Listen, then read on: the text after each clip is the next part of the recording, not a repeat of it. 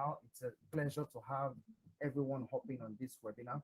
Like we stated in our email sent out, we're starting off or kicking off rather at 10 on the dot. And it's a pleasure. I feel really excited to be hosting this webinar today. First, because we're going to be looking at what it takes to build a startup, and second, because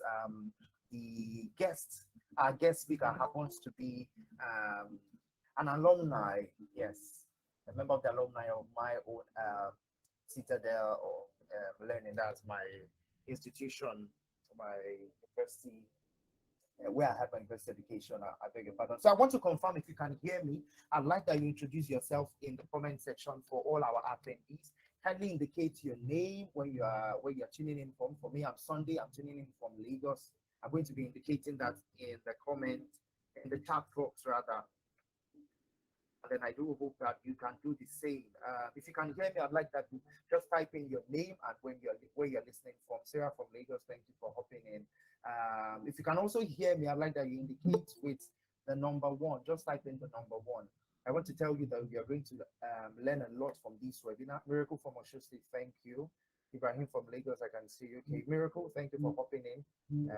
I really do hope we would have not only an interesting time, but also an enlightening and eye-opening one, because trust me, our guest for today is loaded with wisdom and wealth of experience in the tech industry. So if you're looking to transition into tech, or you're looking to start your own business or startup, this is the right webinar for you to be at, because you're going to be learning a whole lot and also gain meaningful insights and practical knowledge about what it takes to build a startup and what it takes to have a thriving one. Okay, if you're just joining in, a lot of people are joining in at the moment. I like that you indicate, Ibrahim Razak, thank you. I can see your message. I like that you type in your name where you're tuning in, where you're hopping in from. I can see people from Osho State, from Lagos, from Ife, and also if you can hear me, I just want to be sure, because it's going to be an interactive session. There is a lot to learn, and then you will also be able to ask questions towards the end of the session or clarify any doubts you may have as regards our theme for today. So you can just indicate with the number one if you can hear me clearly. And I also like to know you, at least know you on this platform, where you are tuning in from, and or where you are listening from rather, by indicating your name and yes, where you're tuning in from. Okay, so it's just 3 minutes past 10, and then we have a lot of people hopping in on this webinar. If you're just tuning in, my name is Sunday from Kayode Capital, and I will be the host of this webinar, what it takes to build a startup in Nigeria. If you can hear me, okay, Awele from Lagos, thank you. Thank you for hopping in. If you're just joining in, just kindly indicate your name and where you're listening from. I just want to be sure that you can hear me, and also indicate by using the number one. And in no time, we will be kicking off with the webinar. I do hope we're going to have an interesting time. I can assure you of that, because like I said earlier, for those just joining in, our guest happened to be someone who has a wealth of experience in the tech industry, and also is a co-founder of a wonderful startup. Let me not jump ahead of myself. Let me not beat the gun. I'll do the proper citation before we kick off. But if you're just joining in, kindly indicate your name in the chat box, as well as where you're listening from. And then you can also add the number one, so I can be sure you can hear me, and then we can kick off with our webinar. Okay, Daniel from Lagos, Daniel Alba, thank you so much. I can see you can hear me. Thank you for hopping in. So just going to give a little time just to have more people hopping on the webinar before we kick off. But before then, I'd like to know some of the expectations that you have for joining in, because I know a lot of emails were sent out, and then we have quite a number of responses. But let me know what we're looking to learn or get, or your takeaway from this webinar at the end of today. So I'd just like to see your expectations in the chat box, or things you're looking forward to learn. I can't see anything yet, right? I don't want to believe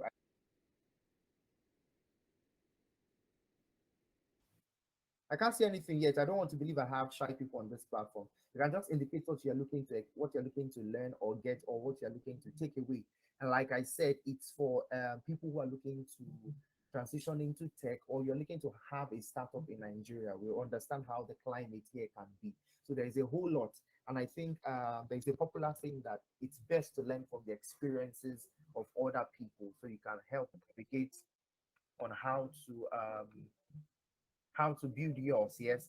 So we'll be looking at all that on today's webinar. But if you are just joining in, my name is Sunday from Walure Capital. I'd like to know if you can hear me, and I'd like that you introduce yourself in the chat box with your name and where you're listening from, and then the number one. I'm still looking out for our expectations or the things we're looking to get away at the end of this webinar.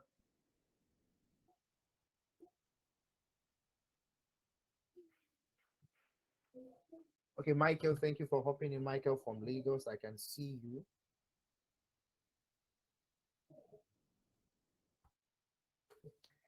Okay, we'll be taking off in no time, but like I said, I just want to be sure that we have people. I know most of the people here are people who are looking to, transition into tech, or you want to have an idea or a glimpse of what it takes to build a startup. Yes, but I just want to hear from you, like, what are you looking to, what's your expectation, or what are you looking to take away before I introduce our guest? Before I introduce our guest for today.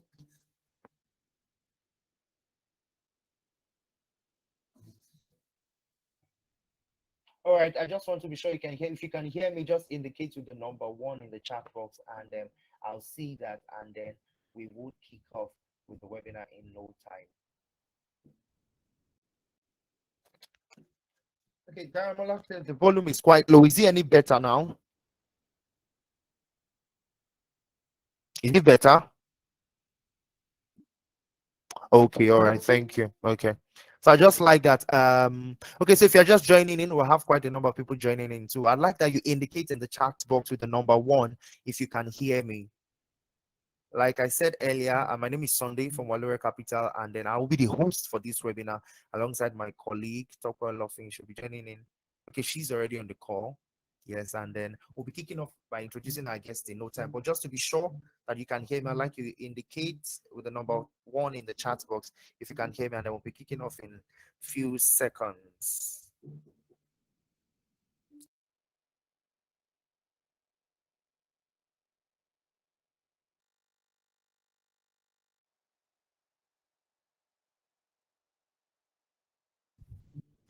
All right, good. I think quite a number of people can hear me, and then by 10:10 we would be kicking off. But before then, I'd like to do a proper introduction because he has joined, he's already on the call. Our guest for today, our guest speaker. I'm quite elated to be having this webinar.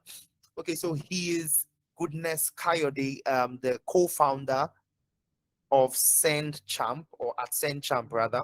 SendChamp is a seamless messaging platform for growing businesses, and then they are thriving well in the tech industry. So we're going to be learning or garnering a lot of information from Goodness's experience on this webinar, and I want to assure you that you are in for an enlightening and knowledge-filled session, if you'd have me say that. So I want to be sure, Goodness, can you hear me? Hi, good morning. How's it going? Oh, fine. Thank you. Hi, Goodness. Thank you so much for hopping in. It's a pleasure to have you on our webinar today. Okay, guys, in few seconds from now, we will be kicking off with the webinar proper, and then the voice you're going to be listening to would be that of our guest for today. He will do a proper introduction of himself, but I just want to be sure that we are aware of who we are going to be learning from. He's the co-founder at SendChamp. Okay, so if you're just hopping in, I'd like to indicate in the chat box that you can hear me with the number one. Just indicate with the number one in the chat box, so I'm sure you can hear me, and then we are all following. All right, Goodness, thank you so much for hopping in. It's a pleasure to have you here, and thank you for obliging our invitation to have you on this webinar amidst your busy schedule. Yes. Okay, so I'd like that you introduce yourself before we delve straight into the webinar proper, so our attendees can know who you are, what you do, your interest, your passion, and then what keeps you going. Oh, okay, great. So my name is Goodness Kayode. I, I work in tech, and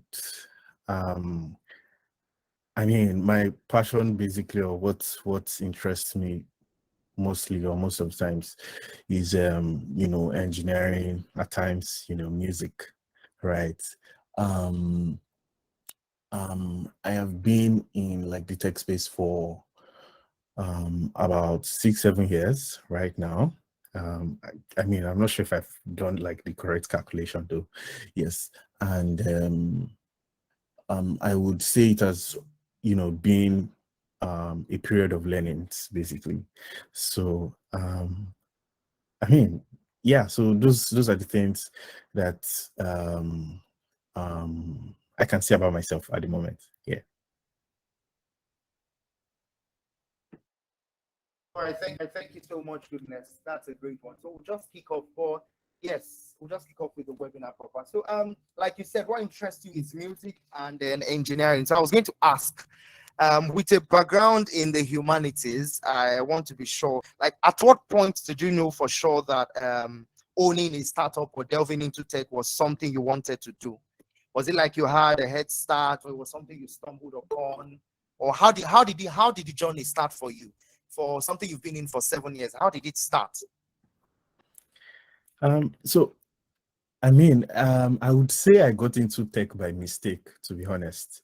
So because I wanted to study law when I applied for JAMP in Ife. Then, of course, I did not pass. I did not get the cutoff mark. You get so one way or the other, I shall found myself in English. So I could remember that my first year was like heads down with like my studies, because my father will tell you that if you want to come out with like a first class, you start from day one. So I was always reading books and stuff like that. But um, one thing that changed, the course of my journey while I was in school was, um, attending a particular writing a particular tech test or something, IQ test. Then of course I started learning Python then and things like that. So and to be honest, I actually dropped tech or dropped like programming for like 2 years till later while I was in school. And to answer the question, to be honest, I was not thinking of starting a startup when I got into tech. My goal was, I write codes, build products that people love and things like that. Though of course I was fascinated by the things that Zuckerberg had achieved at that time, what Bill Gates had also achieved at that time, right? But I did not know that I was also going to start my own startup then. Yeah.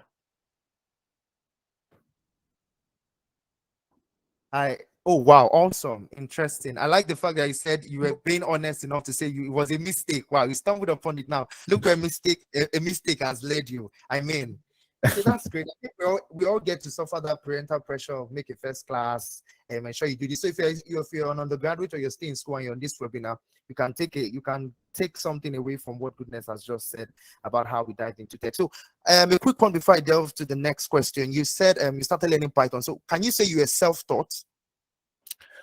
No, I would not say I was self-taught, because I went to one of the most local secondary schools in Nigeria, right? So, and we probably had maybe like 3 or 4 computers, and it's not every time you use computers, so you don't spoil it. You get so and I did not know about programming, right? I think I was really good at Word documents, all these Microsoft Word, um, PowerPoint and all those things like that. That was where my knowledge, stopped at that particular time, right? So it was just one Saturday that I decided I was not going to read my book, and someone was like, "Oh, let's go check, do IQ test," and I'm like, let me even test my IQ whether I'm smart. You understand? So I went for that test. It was called ACI then, in Ife. So apparently I passed. They said I had a good IQ. I was not sure how I did it actually, but I had a good IQ. So they said, that I had like discounts on the learning stuff that I needed to pay. And to be honest, I really didn't know what I wanted, what I was doing, right? But the organizer knew how to motivate people. He was just mentioning all those guys that have cracked it in, tech space, and I was like, I'm on myself, I won't crack out. You get so I I I decided to pay for it. Then I waited after school to learn, you know, um to start learning Python. And as at that time, I did not have a laptop, right? So I was just going to the class, taking notes. Then I think my department at that time had one one old computer like this. So by the time I test it and it works, I'll just be very happy and I'll go back to the class. You understand? So yeah. So I mean, that was it. Yeah. Okay, wow, interesting. So I like the fact that you also mentioned that you didn't have a laptop before you started learning Python. That's interesting because these days you find excuses, not excuses, but people always saying, I can't go into tech because I don't have a laptop. But here you have a co-founder today who started off without a A laptop. And I also laptop. like I also like the fact that you're able to identify an opportunity and then you seized it at that time. I wish I did so when I had the opportunity. Anyway, let's proceed to my next question. Yes. So I realized that you are a co-founder, and as a co-founder, I'm sure you have a team that you work with. Yes. Yes. Now, at what point, how were you able to pick your winning team? Because we know for startups, that's one thing that could be like a brick wall, trying to identify people with same mindset that could, drive your vision or what you have in mind. So, how did you pick your winning team as a startup co-founder? And then were there a list of qualities you looked out for, or you were just focused more on skill or character? Just let us know. Tell Okay, us great. about it.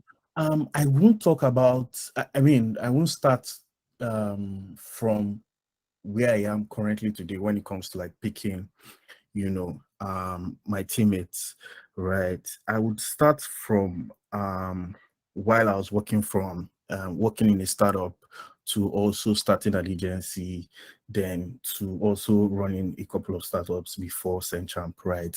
So because to be honest, you can't be 100% perfect, let's put it that way, when it comes to like picking team members. There are mistakes that you will make, right? um there are things that you will learn from, right? And there are things that you now turn into like processes that at the end of the day you use in selecting people that you work with, right? So I mean, while working in the startup I worked before starting my agency, right, I learned a couple of things in terms of um team, right? In terms of like business, in terms of like engineering, in terms of sales. And we're talking about the tech composition this time, right? So, and I mean, I made some learnings, right? That you need people that are agile on the team, right? People that are ready to get their hands dirty to get things to work, right? I mean, that's one of the first things that I'm going to say is very crucial when you're picking a team member, right? You don't want someone that is going to pull down your spirits when you're trying to like achieve something, right? You're trying to hit a particular goal, because at the end of the day, right, business is all about goals, right? Whether business goals, whether your Yes. product goals, whether your marketing goals, right? So engineering goals, right? So businesses, right, revolve around goals, right? So fast forward to like agency, right? I made a mistake at the early stage of just throwing hiring to every single problem, when I could come from the perspective of KPIs, right, or OKRs basically for my team, right? So which at that point led to like business issues, right? um yeah, so but as I grew, right, as I grew and as I kept doing it, right, building the business, and of course working with other startups, right, I began to understand the importance of understanding the strengths and weakness of your team members, right? I mean, that aside, right, you find out that I think Amazon style is hire fast. Is it hire fast or fire slowly or something like that, right? So anyway, that's that aside, right? One thing I can't say, right, that I learned, hiring people and working with people basically is that I try to understand your strength and I try to understand your weakness, right? Initially, gauging performance was based on vibes, to be honest, like emotions, right? Vibes or emotion. Oh, you're doing well today, you're not doing well tomorrow. When I could have put numbers to it, right? Oh, let me give you an example, right? So let's assume your work is like product support, right?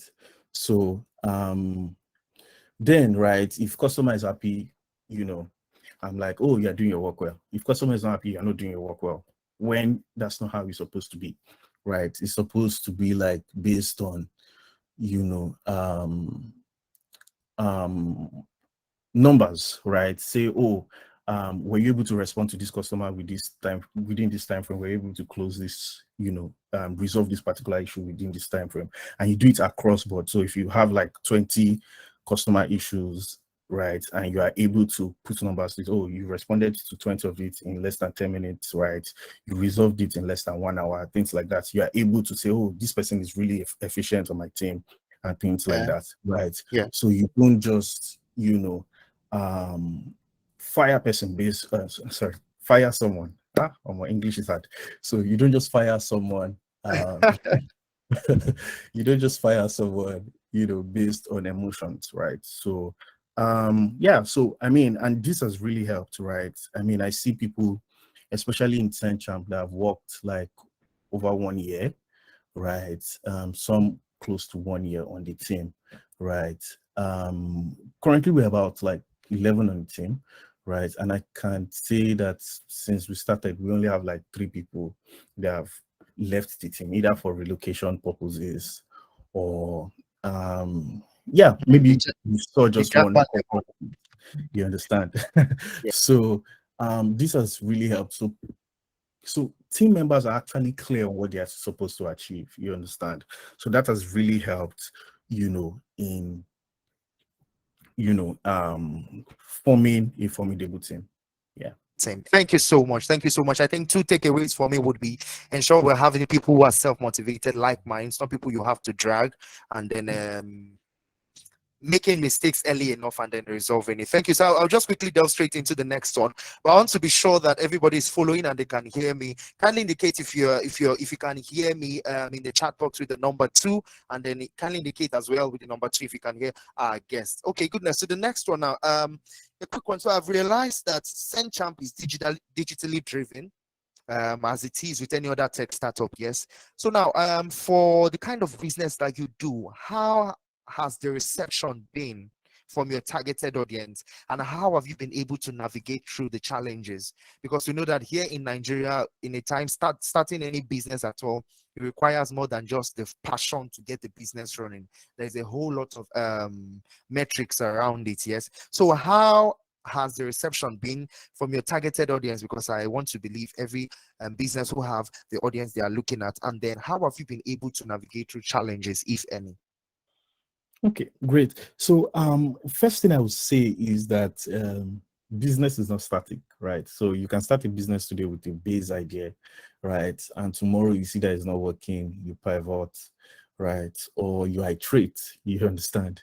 So I mean, when we started SendChamp, we had about 3 customers first, then it began to grow, right? The more we talk to people about it, we're able to onboard people to, I mean, like today we've onboarded over 1,500 businesses, but we have like active customers of like over 100, right? So so people today, I would say, understand what SendChamp does at the moment, right? But we've not reached our full potential. We've been iterating since we started, right? And we keep on iterating, to be honest, looking at what customers are saying, right? And at the end of the day, business is about value that you give to your customers, right? So if the reception is not that great, then you need to look at it from the value angle. You understand? And that's one thing I've learned, so far, right? So why are, people not rushing, to your product or something? Why are they not sticking? Right. So those are the questions. They are tough questions that need, to be answered.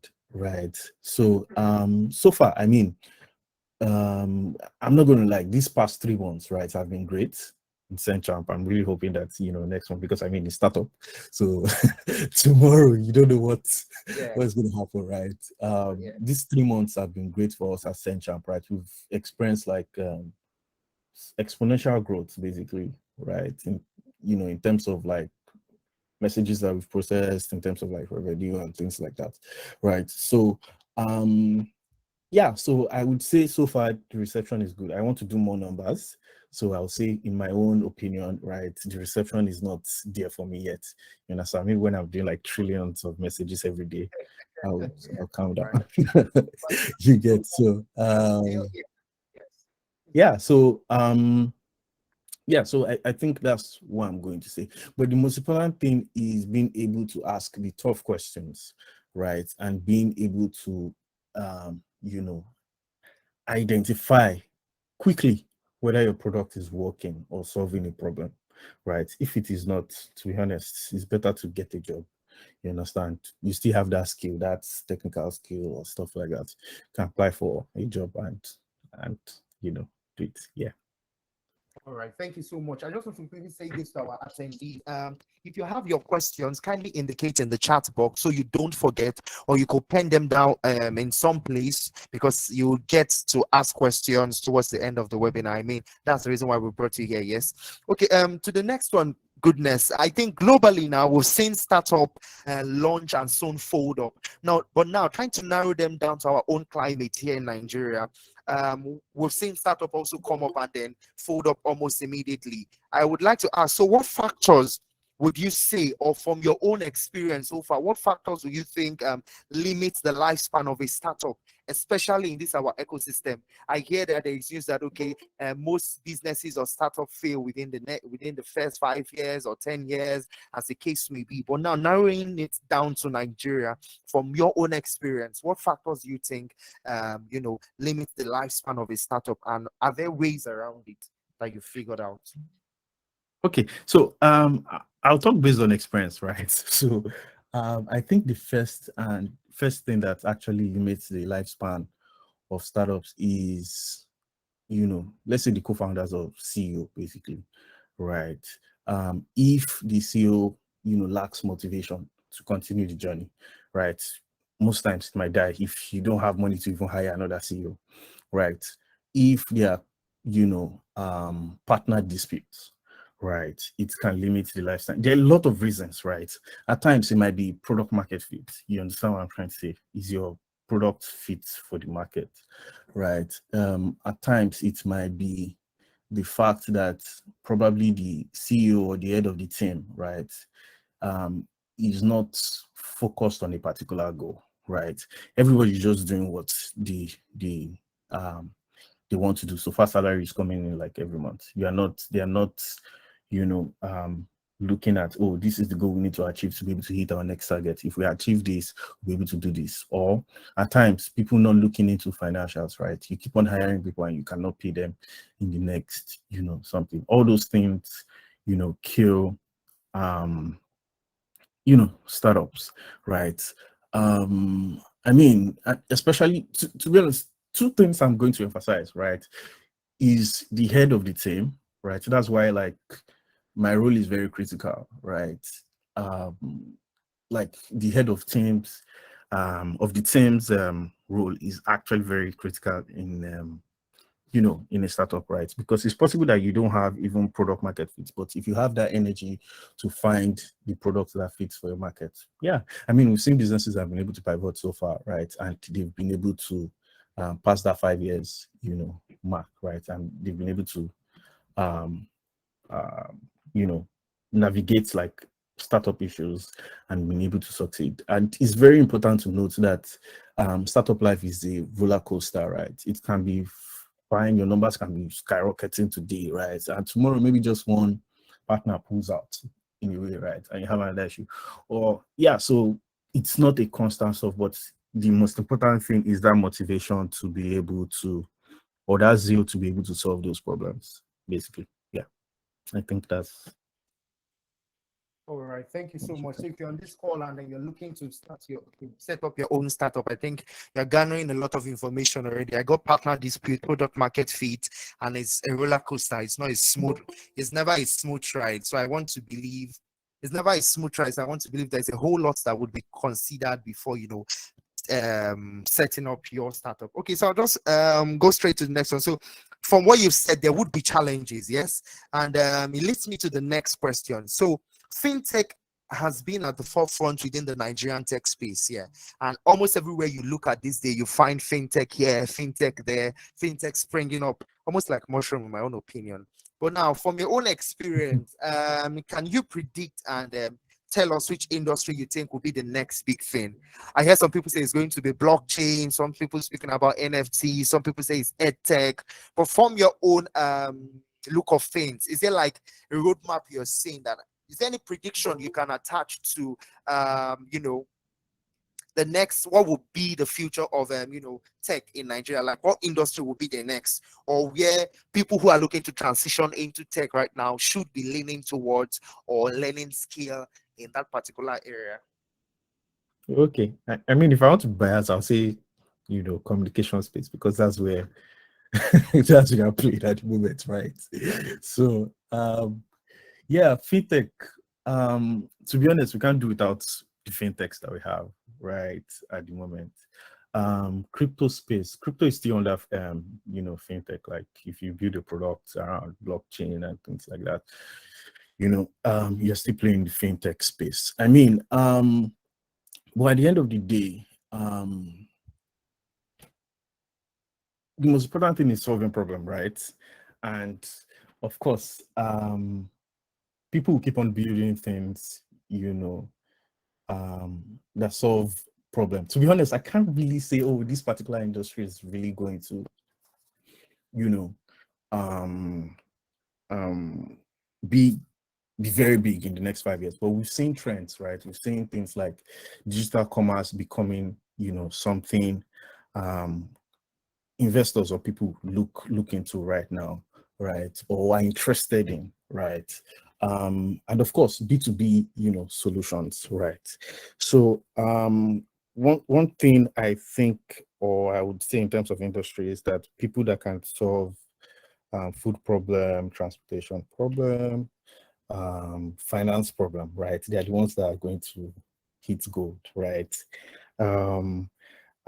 That's one thing I can say, right? In terms of what people, I think, sorry, can you remind me the last question? You said what people can learn to Yes, something. I'm saying for those who are looking to transition into tech now, since we Mhm. you've just mentioned, I think I've given it an acronym already, FFT, food finance and transportation. Those are the industries that people should be looking out for. That will be the next big thing. So I'm asking, what skill, like in what area should people be leaning to? What skill should they be leaning towards? Learning, like those who are on this call now and they are looking to transition into tech, and for those who are looking to start their own business. Yeah, so Okay. I was asking what skill should they be looking towards learning? Yeah, so in terms of skills, right? I would say, because a lot of people are like, oh, I want to write code, I want to learn how to code. Not everybody can be developers, to be honest, right? Not everybody can be developers, right? You can start it today and you might not enjoy it. You understand? So and I've found for a fact that there are even non engineering skills that you can learn, right? To I'm playing the tech space, right? I mean, there are rules like content writing, there are growth marketers, there are what's it called? Digital marketing roles. Some people even go deep down into specializing, in like SEO, right? People specialize in product operations, right? Like there are different roles, different product marketing, right? So it's not necessary or it's not compulsory that you must write HTML, CSS, Python, or HTML, CSS, JavaScript, right? Yeah. We have like product designers, we have graphics designers too, right? Branding experts, right? I don't know why I don't like calling that graphics something. Yeah, branding,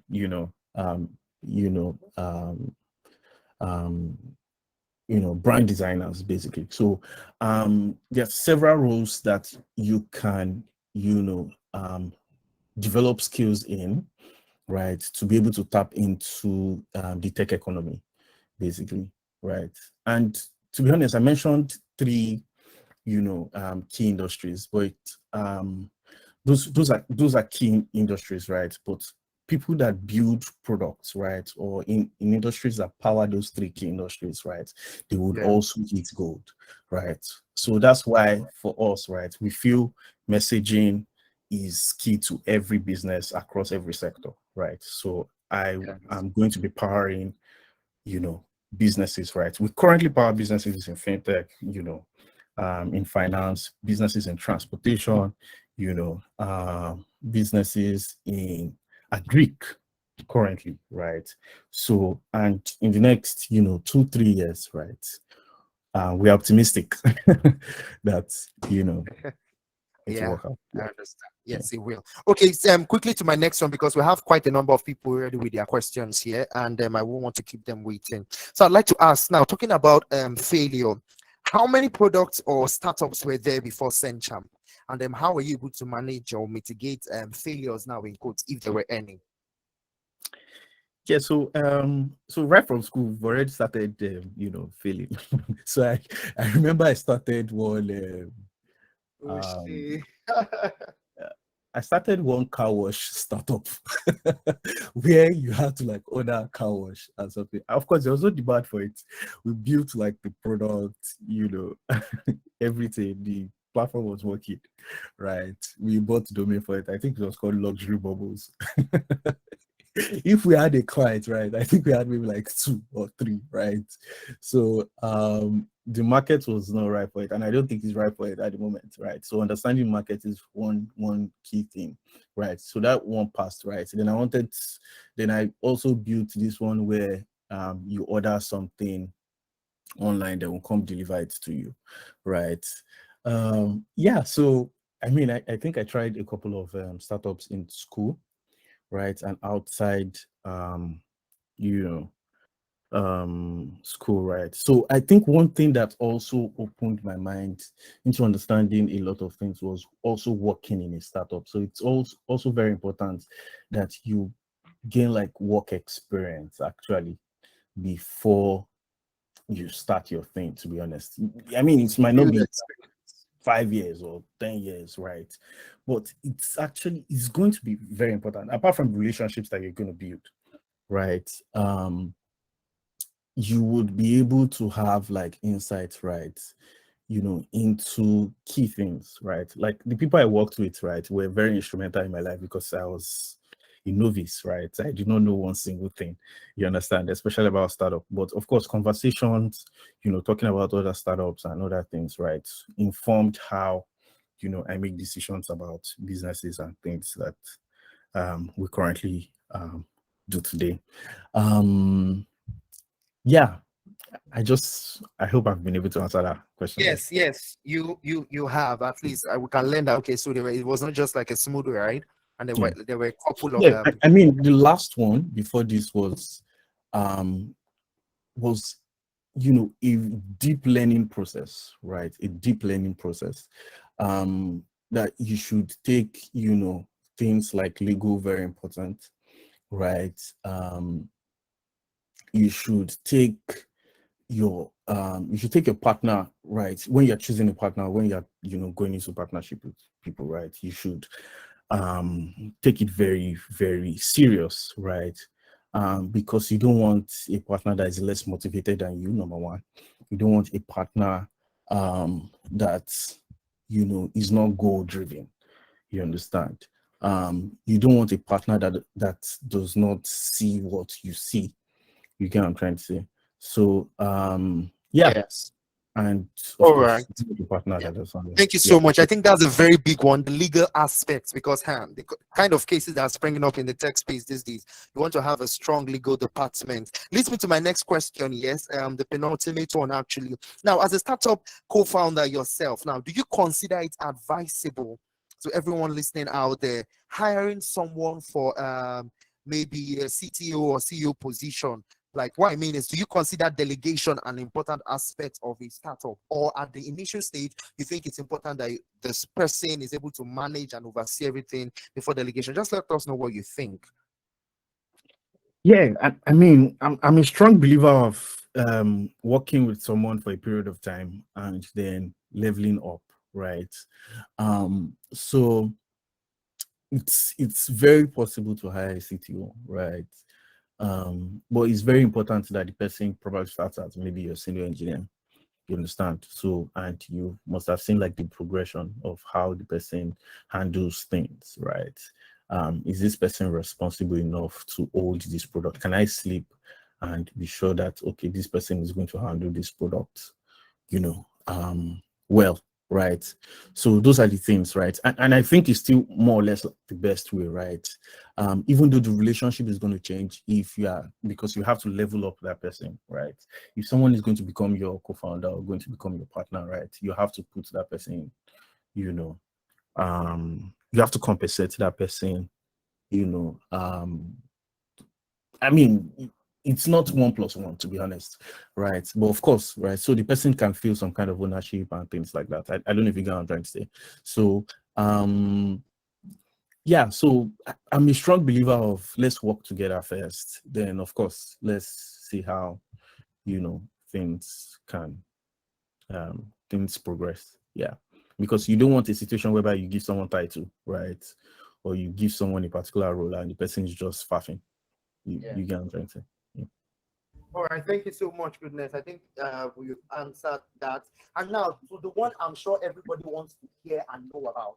We've heard tech. There's the glitz and glamour. There's the idea of the numerous millions and billions it's giving out there. Now, how is funding? Because you can agree with me that Nigeria is like an island, a very fruitful island of ideas. People are bubbling with ideas daily. Yes. Now, how would you say, how has funding been like, or what is the idea behind funding for tech startup to push in the idea? And by this, I mean, which of this would you say a startup can actually do without, or actually, yes, which of this would you say a startup needs and can actually do without? I'm talking of talents, funding, skill, and character. So it's a tricky one, like a 3-in-1. How do we go about funding for those who have ideas for their startups? One, because money is critical. And then which skill would you say at the initial stage, or what factors can, someone looking to delve into tech as a startup owner now, what skill can they do without? Talents, funding, character, skill, space, Okay. and all that. Yes. So we'll take the question one by one. So let me take the first one, right? The first one is I have an idea. How do I get funding? Right? That's the first one. Yes. Okay, great. So I mean, the African play of starting a startup in Africa is quite different, right? So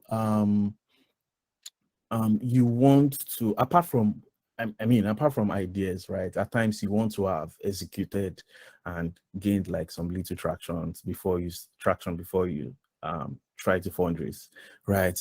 But aside that, if your family is rich, or you have like family FF and F, right, and you have family and friends that are boxed up, right, with an idea, you can raise money from them, right?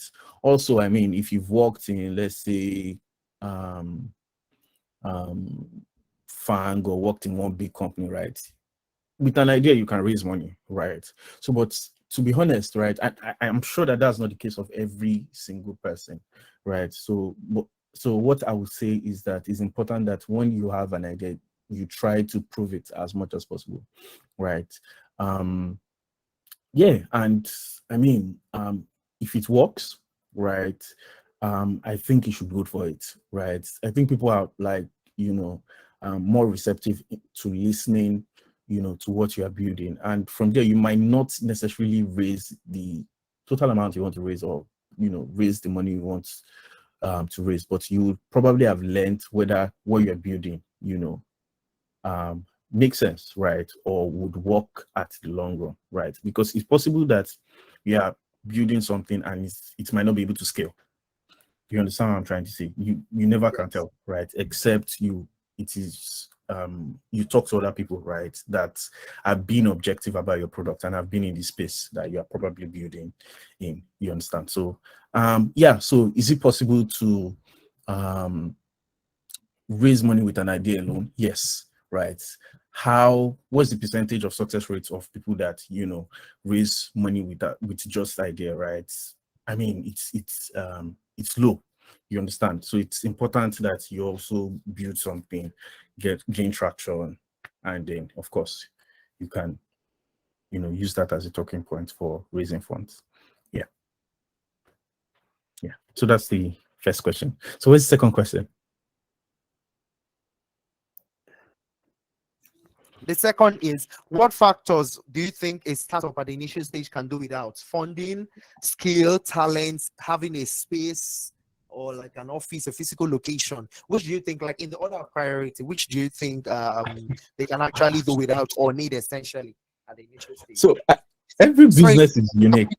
sorry, apologies, please. If you have your questions, kindly start dropping them in the chat box, because in a few seconds or few minutes from now, you'll be able to ask our guest for the day, Goodness Kayode, the co-founder at SendChamp, any question you have, and I'm sure we'll be able to provide answers. Yes, please go ahead, Goodness. Okay, so every business is different, right? My business might be operating like remotely, right? Why some businesses require a physical office, right? I mean, number one thing, of course, you need a team, right? And the team might be only you on the team. You understand? So it's not necessary that you pack all the people in, Nigeria into your business. You understand? So, so I would not say there's something um that you can do without. I mean, it depends on your business, right? At the end of the day, like on deck we say, right, it's your business, right? You make the decisions for your business. Our own goal is to be able to guide you. You understand? So basically, I can only talk about my experience, right? Like for us, we did not, need an office space, and till today we are still remote, right?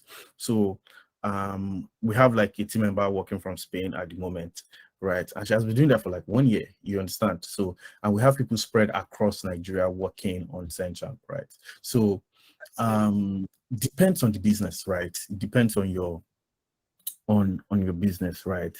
But of course, a good team is very important. It determines a lot of things, right? So yeah, so yeah, depends on your business. What you can do with that and what you cannot do without depends on your business. Yes.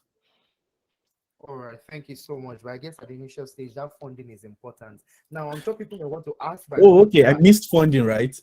Yeah. Yeah, I mean, there are people that have bootstrapped. I mean, we have successes like MailChimp that have bootstrapped, right? But of course, it's possible to bootstrap. At the end of the day, is your decision, right? So what works for you, right? Yeah, what works for you, right? But of course, if you are playing in a space where that is heavily funded, right? Imagine you are playing like fintech space and you're saying you're bootstrapping. I'll just be looking at you, you're a joker.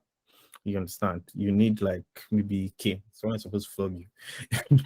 You get, because I mean, by the time you see cheaper, you see Flutterwave, you see all these other guys that have raised money, right?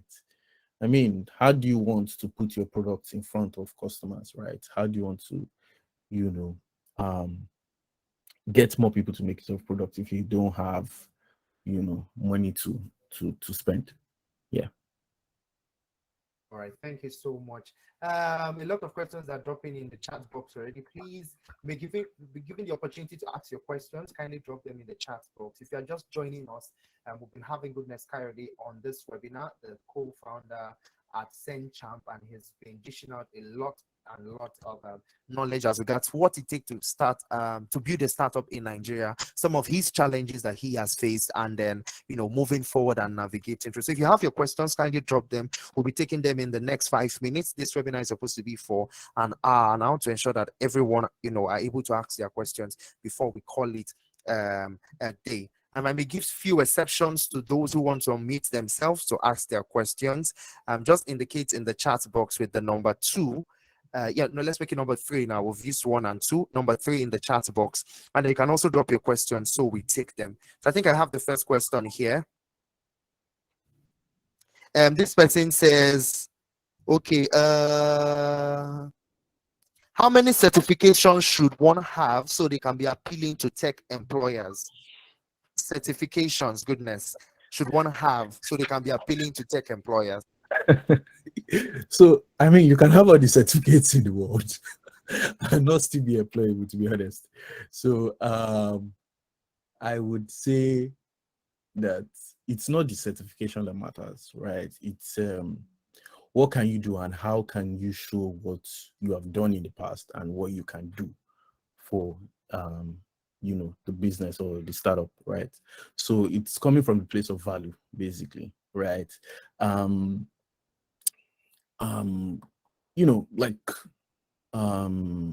Like I always say in terms of products, right? Maybe like product management, right? You can learn the theoretical part, you can go to product schools and everything like that.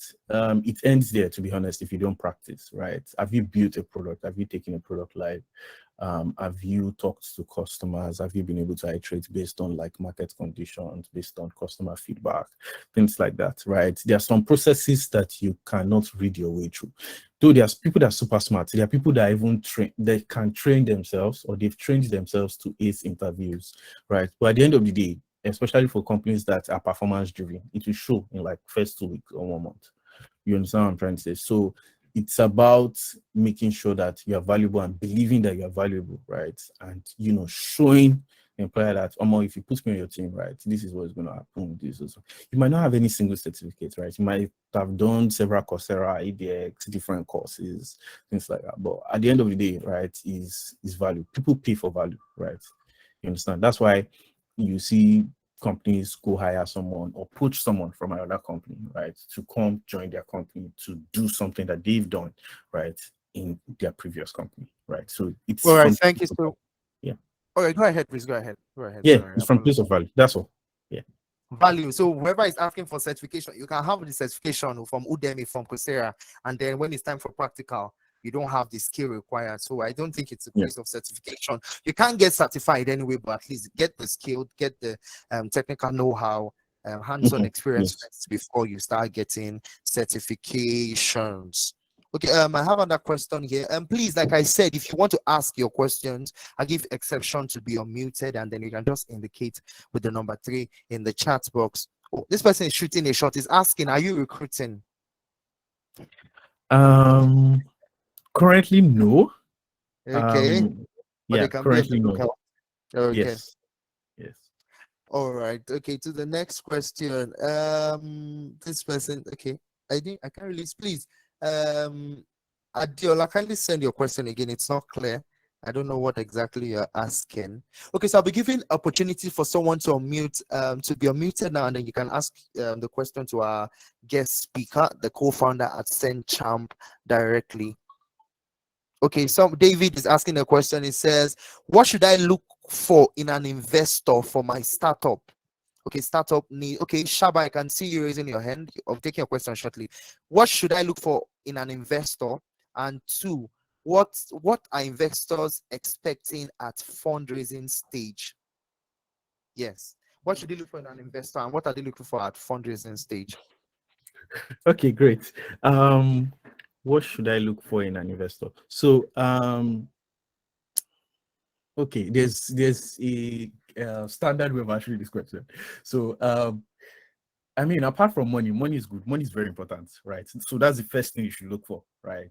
You understand? So you're looking for money from the investor first, right? Then, of course, you're looking for value, right? How can this investor introduce you to partners that can help your business grow? How can they invest you to introduce you to like potential businesses? Also, can they jump in to help you with some operational things or operational issues? So those are the things you want to look into. And at times you also look for investors that are like key in your industry, right? Or investors that can also help, you know, in your next round. You get, because I mean, if you raise this current round or raise this year round, you probably need another investor. You need one of those investors to be able to do more intros and also put in more money in your next round, right? So yeah, so apart from money, right, there are other valuable things that investors can bring aboard. So those are the few things that I can talk about. So for the second question, right, do I know what investors are expecting at this fundraise?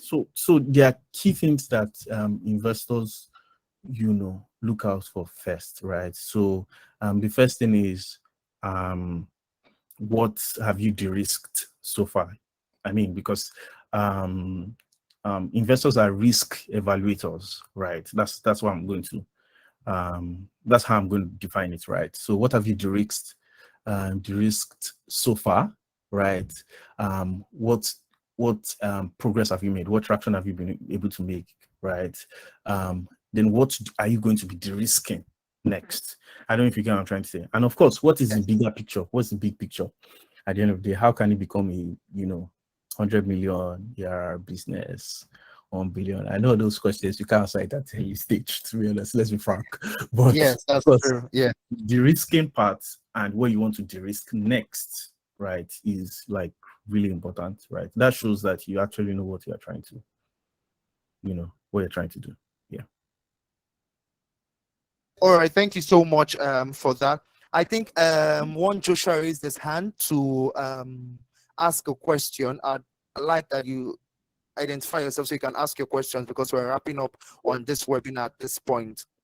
Okay, Shaba is asking, I really need ways to get access to company abroad for supply of both laptops and cell phones. I'm into buying and selling, but access of getting those goods are the major challenges you have been facing. Well, I'm not sure Goodness can provide an answer to this, but I'd let him do justice to that. There are other institutions that you can, you know, look up online to supply these. I was going to even say our guest speaker here started tech. Okay, that is not his expertise exactly. So I'll just move. I was going to even say he started. Yeah, but I mean, there's these people. I don't know if it's OBWeezy or something like that. There's one startup that, you know, I think I saw them last year on TechPoint or something. They, you know, they're like an wholesale platform that, you know, All right. imports most of Okay. everything, so you can All work. right. Okay. Thank you so much. Thank you so much. Thank you so much, Goodness, for that. Okay. Any other question before we call it a day on this webinar? None at the moment. Okay. Thank you so much, Goodness. It's a pleasure having you on this webinar. Before we let you go, I'd just like that you give your 2 cents to every startup owner or budding startup owner and anyone looking to transition into tech. What will be your advice to them? I know tech is lucrative now. There is money in tech. Everybody just saying tech is the new oil. Give us the hints. Give us the scoop. What should we look out for? Okay, I mean, I try as much as possible to be very real, right? To be honest, every startup founder is winging it, right? We don't know it all, to be honest. You get, so don't kill yourself. You get, once you see that this thing is not working, look for ways it can work. If it's not still working, look for another way for it to work. You understand? So yeah. So any CEO that I see online that is, you know, wearing tie suits, you know, speaking sweet English, you know, traveling everywhere, right? It's not that sweet. You get, because Awesome. I mean, yeah. So yeah. Okay, so before you go, someone would like to ask a question. Please go ahead.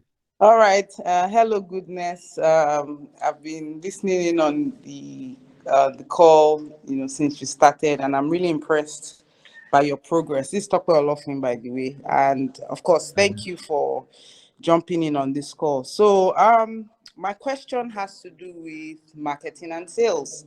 And I decided to ask that question when I heard you say most CEOs most tech founders are winging it.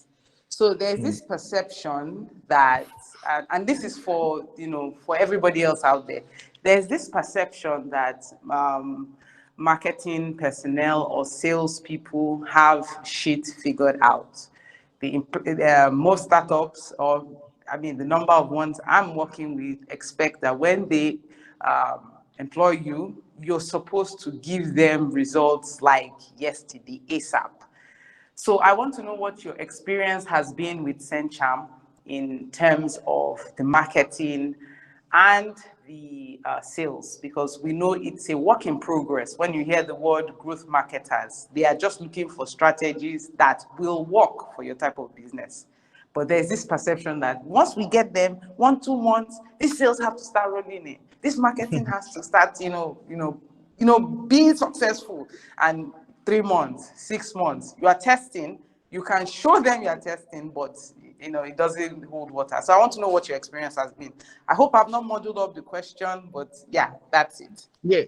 I mean, let me just clarify the question. So it's about at what point should there be pressure on results, right? When someone in marketing and sales, Awesome. Yeah, you got it correctly. Yeah. It's so in my own experience, right, I would say, like I said, like in the beginning of the call, right, it's important that you have clear KPIs, or how do I put it? Clear is the index, I'm going to call it, right? So for example, right, our sales executive has a key metric of, this is the number of messages you need to bring in every month, right? If you bring more than that, fine, great, right? So, and to be honest, the graph is supposed to be 1, 2, 3, 4, 5, 6, 7, 8, right? It's possible it comes to 3 or 4 at some point, right? But that's how it's supposed to be, right? So you don't expect someone that joins a team, in terms of marketing and sales, right, to give you, 100%, right, the first month, right? Because the person is probably trying to understand the business, understand some things. And of course, it also depends on the kind of business and depends on the expertise of the person. If you are putting someone from a company that is also closely related to your company, right? And you want to probably, do what the person is already doing there, or you want the person to also poach other people from there. So let's take, for example, I'm doing an agency banking business, right?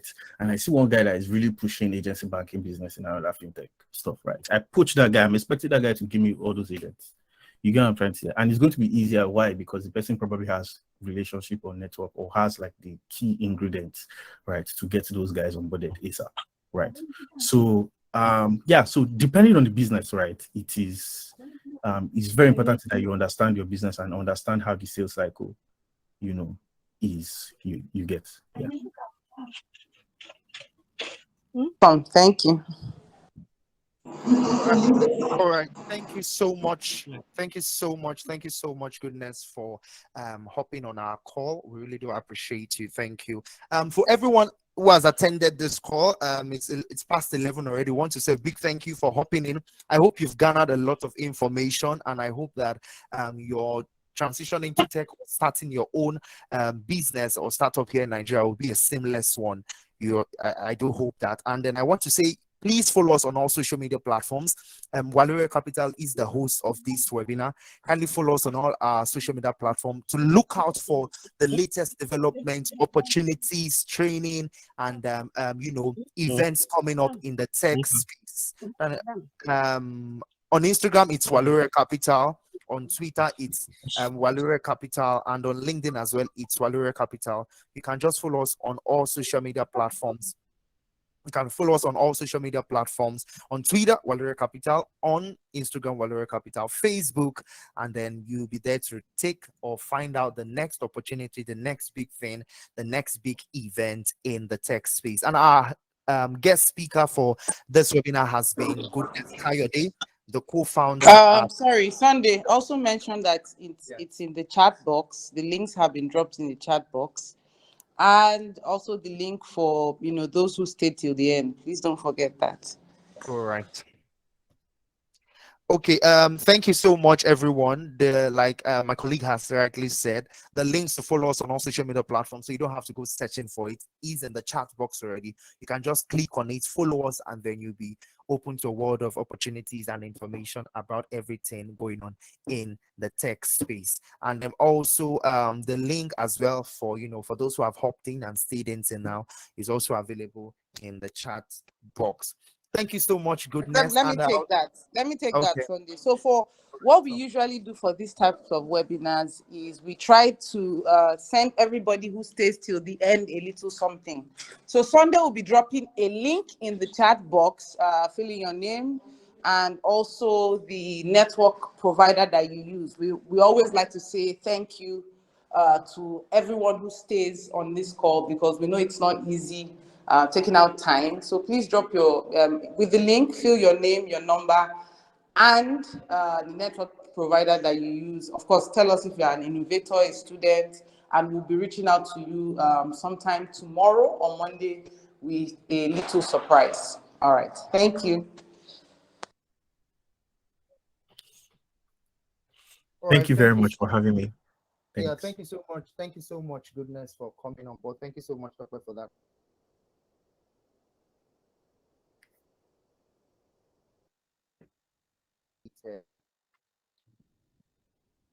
All right, thank you so much, everyone. On that note, we can call it a wrap on today's series of our webinar. We hold this webinar once every month, and the last weekend of every month, and then we do bring up different co-founders or CEOs at different tech startups, to provide us information on their wealth of experience. And I do hope you've learned a whole lot. I'll be dropping the link in a moment. Kindly sign up.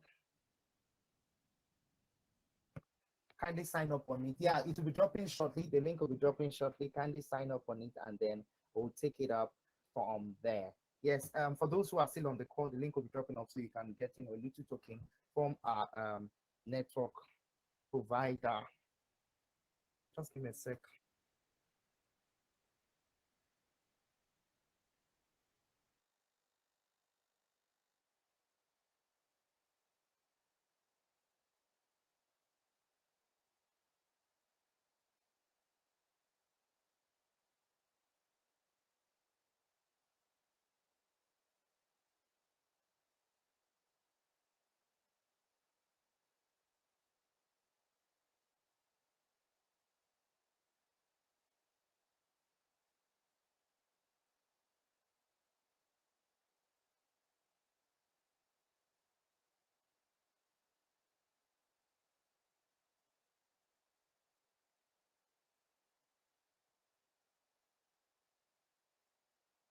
I'm dropping the link shortly. Apologies if you're still hanging on. I'll do that in no time.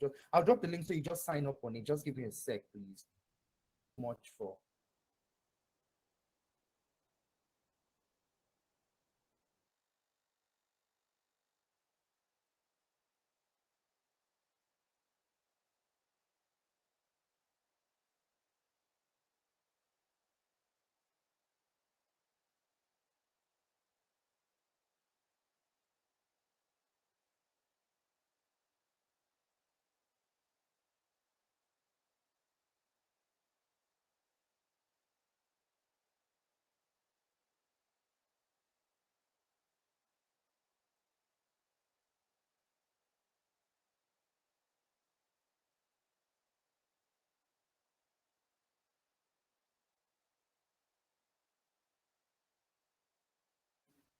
All right, there you go. The link to the there you have it. The link has been dropped. Kindly sign up on it on the session. Thank you so much for hopping in. Don't have a fantastic weekend, everyone, and don't forget to follow us on all social media platforms at Walere Capital.